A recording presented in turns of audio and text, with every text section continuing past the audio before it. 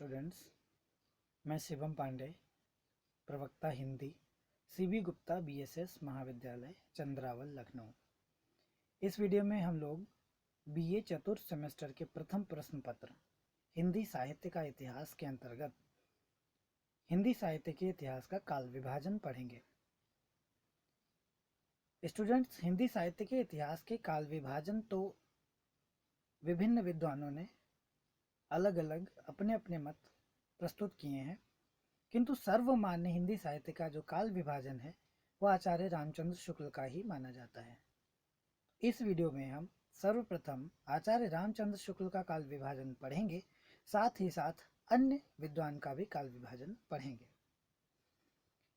आचार्य रामचंद्र शुक्ल का काल विभाजन का पहला नामकरण, पहला काल वीर गाथा काल नाम रखा, जिसकी समय सीमा 1050 विक्रम संवत से 1375 विक्रम संवत तक मानी।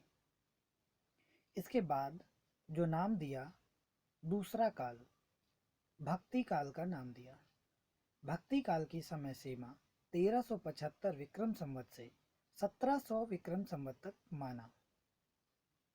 इसके बाद तीसरा काल जो आचार्य रामचंद्र शुक्ल ने जिसका नामकरण किया वह रीति काल है। रीति काल की समय सीमा 1700 विक्रम संवत से 1900 विक्रम संवत तक माना जाता है।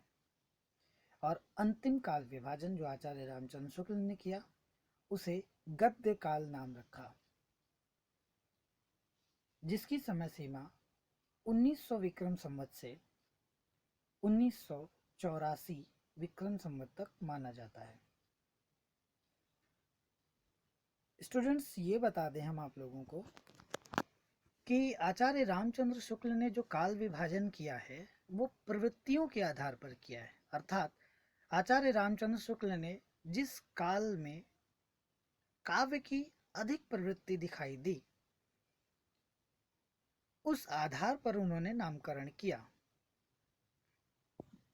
इसके अलावा डॉक्टर रामकुमार वर्मा का जो काल विभाजन है,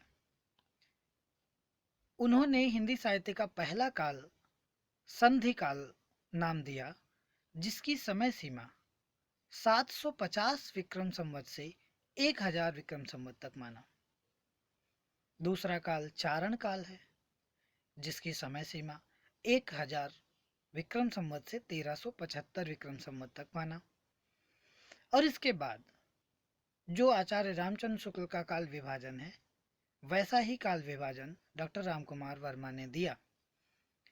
अर्थात चारण काल के बाद भक्ति काल, जिसकी समय सीमा 1375 विक्रम संवत से 1700 विक्रम संवत है, और रीति काल जिसकी समय सीमा 1700 विक्रम संवत से 1900 विक्रम संवत है, एवं आधुनिक काल जिसकी समय सीमा 1900 विक्रम संवत से अब तक है।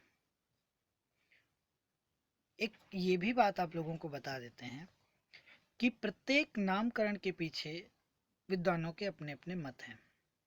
आचार्य रामचंद्र शुक्ल ने जब वीर गाथा काल नाम रखा तो बताया, उसके पीछे का तर्क यह दिया कि इस समय का अधिकांश साहित्य वीर रस से भरा हुआ था, वीर गाथाओं से भरा हुआ था। किंतु यदि अन्य विद्वानों के मत देखे जाएं तो इस काल में विद्यापति ने श्रृंगारी काव्य भी लिखा, अमीर खुसरो ने पहेलियां मुकरियां भी लिखी। इस आधार पर यदि आचार्य रामचंद्र शुक्ल का नामकरण वीर गाथा काल स्वीकार्य होता तो बाकी का काव्य अछूता रह जाता। अतः आचार्य रामचंद्र शुक्ल का निर्धारण वीर गाथा काल को स्वीकार्य नहीं किया गया। इसकी जगह आदिकाल नामकरण सर्वसम्मति से स्वीकार किया गया। आदिकाल नाम रखने के पीछे यह भी मत दिया गया कि एक तो आदिकाल में समस्त काव्य समाहित हो जाते हैं, चाहे वो श्रृंगारी काल हो, चाहे वो वीर काव्य हो, या अन्य पहेलियां या मुकरियां।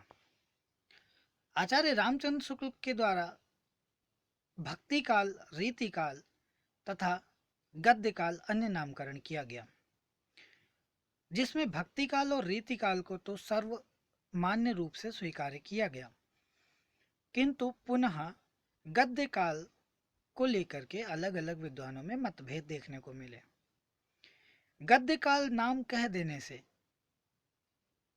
जो अन्य काव्य है, यानी जो पद्य काव्य है, उसकी उपेक्षा हो जाती है।